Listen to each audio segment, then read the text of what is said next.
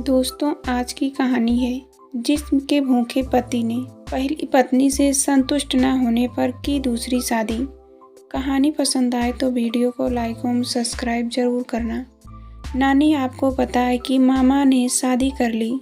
मेरी 15 वर्षीय नातिन टीना ने जब सुबह सुबह यह अप्रत्याशित खबर दी तो मैं बुरी तरह चौंक गई। मैंने पूछा, तुझे कैसे पता? फ़ोन आया है क्या? नहीं, फेसबुक पर पोस्ट किया है, नातिन ने उत्तर दिया। मैंने झट से उसके हाथ से मोबाइल लिया और उस पुरुष के प्रोफाइल को देखकर सन्नरा गई। पाकिस्तान में रहता था। मैं अपना सिर पकड़कर बैठ गई। यह लड़की कब कौन सा दिन दिखा दे, कुछ नहीं कह सकते। इसका कुछ नहीं हो सकता।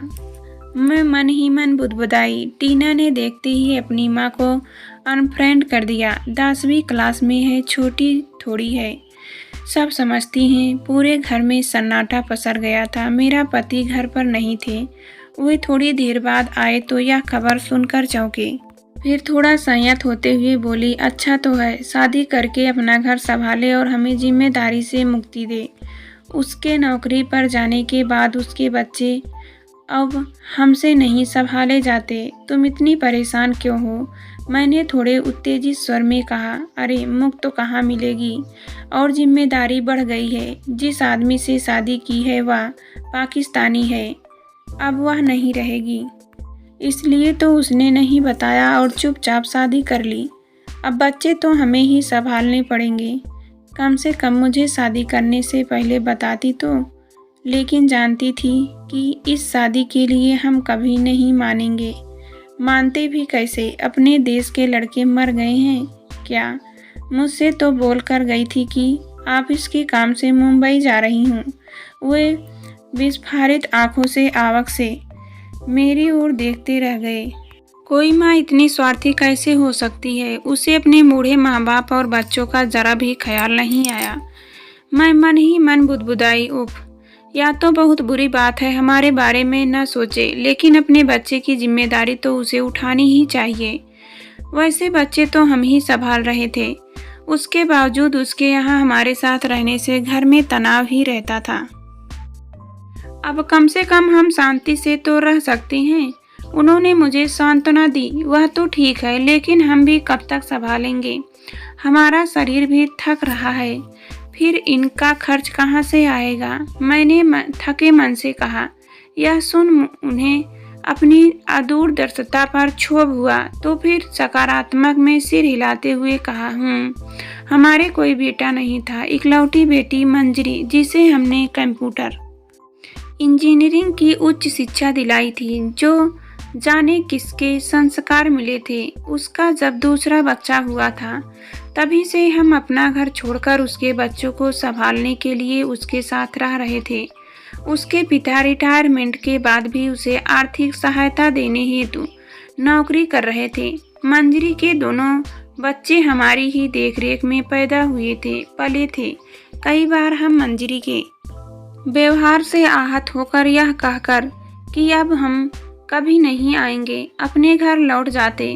फिर बच्चों की कोई ना कोई समस्या देखकर लौट आते। मंजरी हमारी इस कमजोरी का पूरा लाभ उठाने में नहीं चूकती थी।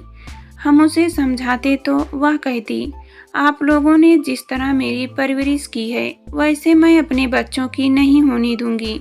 वास्तविकता तो यह थी कि वह बिना मेहनत के सब कुछ प्राप्त करना चाहती थी। यह हमें बहुत बाद में ज्ञात हुआ। ऑफिस से आकर प्रतिदिन बताना कि आज उसकी तबीयत अचानक बहुत खराब हो गई थी। झूठी बीमारियों की रिपोर्ट बनवाकर हमें डराकर हमसे इलाज के लिए पैसे भी ऐंठती थी। हम सबको इमोशनली ब्लैकमेल करती थी। शुरू में तो मैं भी उसकी रिपोर्ट देखकर घबरा जाती थी कि उसका और उसके बच्चों का क्या होगा, लेकिन उसके चेहरे पर सिकन भी नहीं होती थी। बाद में समझ आया कि अक्सर वह गूगल पर बीमारियों के बारे में क्यों जानकारी लेती रहती थी। नौकरी छोड़ के बिजनेस करना, उसको बंद करके फिर नौकरी करना, यह उसकी आदत बन गई थी। घर के कार्यों में तो उसकी रत्ती भर भी रुचि नहीं थी। खाना बनाने वाली पर या बाजार के खाने पर ही उसके बच्चे पल रहे थे। मंजरी ने पहली शादी नोट के द्वारा अमेरिका रहने के लोभ के कारण किसी अमेरिका निवासी से की, जिसमें हम भी शामिल हुए थे। बिना किसी जानकारी के यह रिश्ता हमें समझ नहीं आ रहा था। हमने उसे बहुत समझाया, लेकिन उस पर तो अमेरिका का भूत सवार था। फिर वही हुआ जिसका डर था। कुछ ही महीनों बाद वह गर्भवती होकर इंडिया आ गई। शादी के बाद अमेरिका जाने के बाद उसे पता लगा कि वह पहले से विवाहित था, तो उसके पैरों तले की जमीन खिसक गई थी। हम बेबस थे। उसने एक बेटी को जन्म दिया। हमने मंजरी की बेटी को अपने पास रख लिया और वह दिल्ली जाकर किसी कंपनी में नौकरी करने लगी। एक दिन अचानक जब हम उससे मिलने पहुंचे तो यह देखकर सन्न रह गए कि वह एक पुरुष के साथ लिव इन रिलेशन में रह रही थी। हमने अपना सिर पीट लिया। हमें देखते ही वह व्यक्ति वहां से ऐसा गायब हुआ कि फिर दिखाई नहीं दिया। लेकिन तब बहुत देर हो चुकी थी। 4 महीने का गर्भ उसके पेट में पल रहा था। असहाय से हम कर भी क्या सकते थे। अपना घर छोड़कर उसके साथ रहने को मजबूर हो गए। महरी ने जब डोरबेल बजाई तो मेरे विचारों का तारतम्य टूटा। किचन में जाकर बर्तन खाली कर उसे दिए और डिनर की तैयारी में लग गई। लेकिन दिमाग पर अभी भी मंजरी ने ही कब्जा कर रखा था। सोच रही थी, इंसान एक बार धोखा खा सकता है, 2 बार खा सकता है, लेकिन यह तीसरी बार। मुसलमानों में तो 4 शादियों की स्वीकृति उनका धर्म ही देता है, तो क्या गारंटी है कि और एक बच्चा हो गया। तो आगे की स्थिति सोचकर मैं कांप गई। लेकिन जो उसकी पृष्ठभूमि थी, उसमें कोई संस्कारी पुरुष तो उसे अपनाता नहीं। जो कदम उसने उठाए हैं, उसके बाद वह अपने परिवार को तथा अपनी किशोरावस्था की ओर अग्रसर होती। बेटी को मुंह दिखा पाएगी।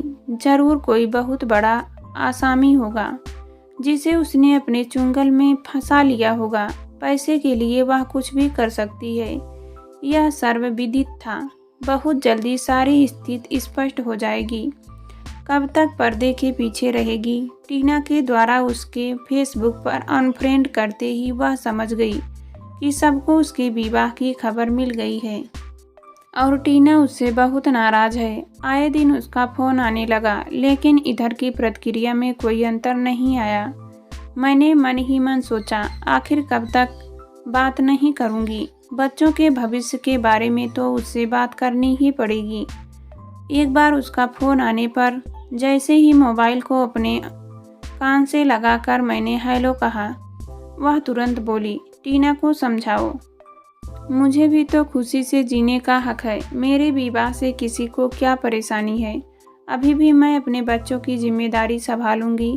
उन्हें किसी चीज़ की कमी नहीं होने दूंगी, क्योंकि जिससे मैंने विवाह किया है उसका बहुत समृद्ध व्यवसाय है। मुझे उसका कथन बड़ा ही हास्यास्पद लगा और मैंने जो उनके वर्तमान पति की हैसियत के बारे में अनुमान लगाया था वह सत्य निकला।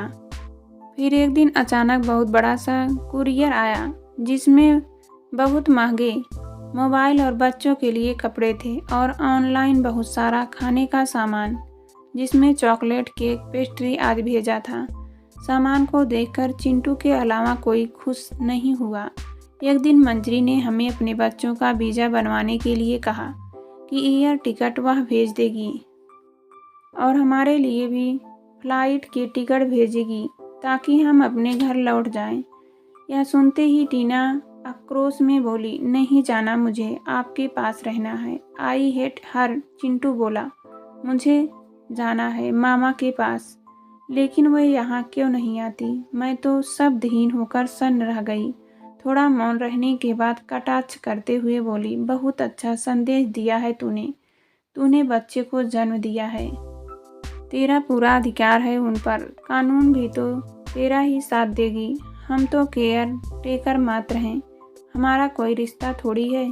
बच्चों के पीछे कोई तुमसे रात भर जागकर किसने बच्चे को पाला है।